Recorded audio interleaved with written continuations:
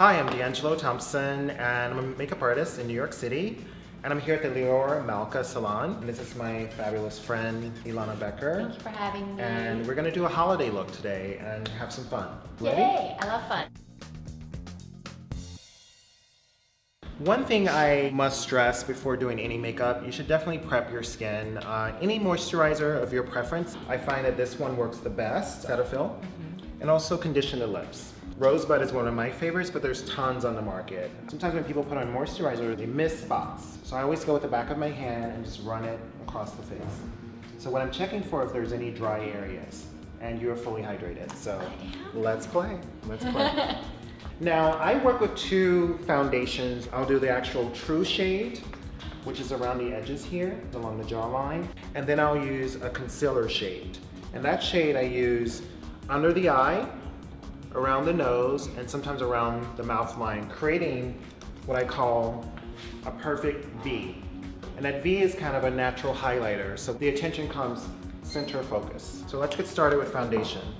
So what I'm doing now is foundation on a wedge sponge, and you just want to go in a downward motion and just blend. And now I'm using that same sponge, dipping in to the concealer, and look up for me. I'm just going to go a little around the orbital bone here of the eye. You want to go here first. Lay down the color and blend, blend, blend, downward. So I'm creating that V that I like to see before I set the concealer and foundation. I'm going around the mouth. A lot of times with most people, men and women, we have a darkness or like a hairline around the mouth. Even if you're blonde, it doesn't matter. There's always some kind of discoloration. We're talking about hairline. I'm just saying it's a good area to highlight because of the shadow from the nose. Take that sponge again. You don't want to see a line of demarcation from the concealer to the foundation, so you want to make sure it's all blended beautifully. So, a little bit of a neutral set powder. Some brands call it translucent. You can find it in Ben Nye, Laura Mercier, MAC, you name it. Many brands make it now. Press and roll. Press and roll the powder in so it's really setting your product. And if you look here, the side that's really set, it's nice and smooth. And also watch for hot spots. Here, forehead, tip of the nose, and the chin. So now the face is what I would call like a flat canvas. Then you want to start adding color. So I'm going to work with a bronzer, blush, and highlighters. So I'll begin with the bronzer. And I'm going to use the same brush that I used a neutral set powder on. So a powder brush. And you've noticed I don't use many brushes. When you're at home, you're not a makeup artist, you're not going to have 20, 30, 40 brushes. You're probably going to have 6, maybe even 2. So I'm showing you how to work with just a few brushes.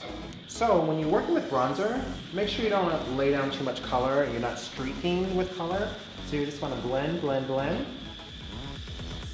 So you get a soft contour under the cheekbone, not on it, under. And then you want to do an actual cheek color. And honestly, you can use that same brush for your contour, your powder, and your blush. But just for fun's sake, I'll use a blush brush. And just on the apple of the cheek and blend, blend, blend. Now, a little bit of brow gel from the Eyebrow Gal. This is a clear brow gel. And actually, once you set it, it stays in place. So if you have crazy wild brows, especially a full brow, this is ideal. Before it dries, it takes a little time to dry. You can start to shape the brow a little bit. For Ilana, I don't want to go too dark, so I'm going to use a taupe eyeshadow. You want to create a nice line, a nice shape. I'm not using it to make the brow darker or fuller, just to fill in. First, you want to create a clean line, arch, and then blend. It's so subtle, but it frames your entire face. And it just makes it really polished. And as an artist, I always like to kind of get behind a client and see what the face is doing, making sure that the brow is even. This one always comes up more. That's the actual bone, so you can do this area, you want to make sure that this area stays nice and clean. So you go back to your concealer, and then you want to highlight the brow bone. Not using shadow, I'm filling in the whole area from lash to brow. So there's no discoloration. Just use your shadow brush. Just take a little bit of powder. So that the concealer doesn't move around and everything is set perfectly. And that's the key with long-wearing makeup. So if you're running from audition to audition or you're going from event to event, if you don't set it properly, your makeup is not gonna stay on point all night.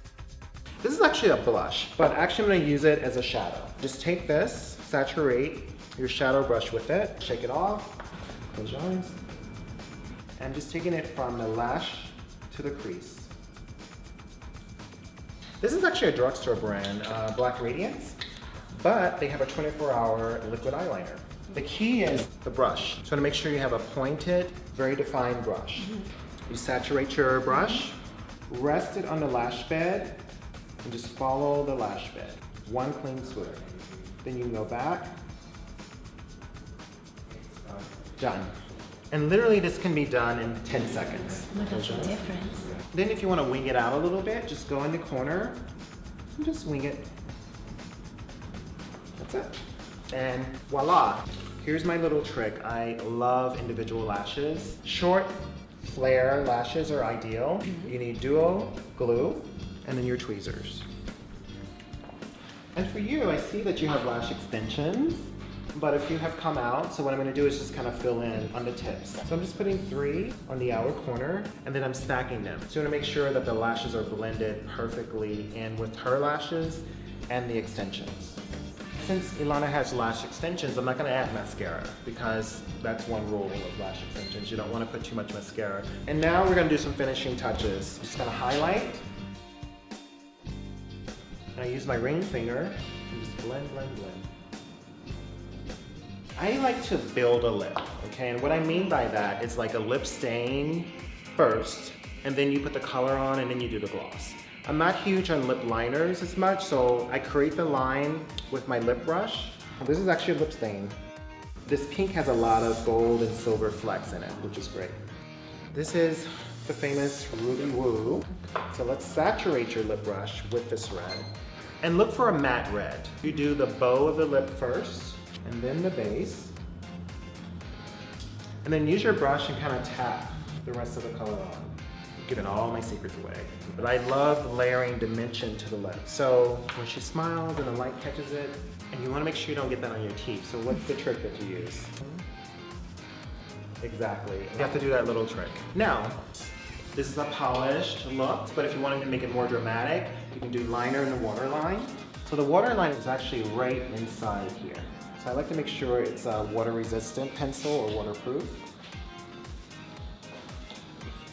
See the difference? A little zhuzh. Gorgeous. No one judges like